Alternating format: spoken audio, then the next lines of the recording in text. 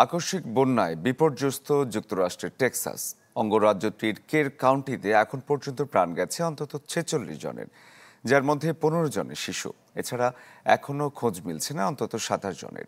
তাদের সন্ধানে উদ্ধার কাজ চলছে।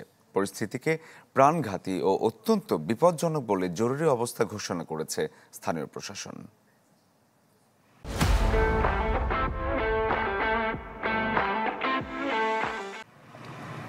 একদিকে সর্বস্ব ভাসিয়ে নেওয়া পানির স্রোত, অন্যদিকে বাতাসের দাপট, সব উপেক্ষা করেই চলছে উদ্ধার কাজ। শুক্রবার থেকে শুরু হওয়া বৃষ্টি এখনও থেমে থেমে চলছে। সেই সাথে গুয়াদেলোপ নদীর পানি ২৬ ফুট থেকে আরও ২ ফুট বেড়েছে। বানের জলে যারা ভেসে গেছে তাদের সন্ধান এখনও মেলেনি। ভেঙে পড়া গাছপালা ও বৈদ্যুতিক খুঁটি আগের অবস্থাতেই রয়েছে।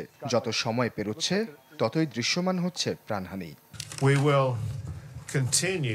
প্রত্যেক নিখোঁজ ব্যক্তিকে খুঁজে না পাওয়া পর্যন্ত উদ্ধার কাজ চলবে। প্রতিটি এজেন্সির সদস্যরা ক্লান্তিহীনভাবে কাজ করে যাচ্ছে উদ্ধার অভিযানে।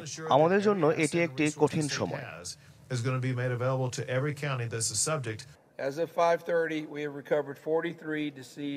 শনিবার বিকাল পর্যন্ত আমরা ৪৬টি মরদেহের সন্ধান পেয়েছি। নিহতদের মধ্যে ২৮ প্রাপ্তবয়স্ক ও ১৫ শিশু রয়েছে। এখনো খোঁজ নেই ২৭ শিশুর। ভুক্তভোগীরা বলছেন সময় মতো সতর্কতা সংকেত না দেয়ায় নিরাপদে সরে যাওয়ার সুযোগ পাননি। আমরা কিছুই জানতাম না, সবাই ঘুমোচ্ছিলাম। অনেক পরে আমাদের সতর্কতা দেয়া হয়েছে, কিন্তু ততক্ষণে শুরু হয়ে পড়ে ধ্বংসযজ্ঞ। তাই কোথাও চলাচলের সুযোগ ছিল না। যদিও ক্ষয়ক্ষতির কারণ ও সময় মতো সতর্কতা দেয়া নিয়ে এখনো কোনো মন্তব্য করেনি টেক্সাস প্রশাসন।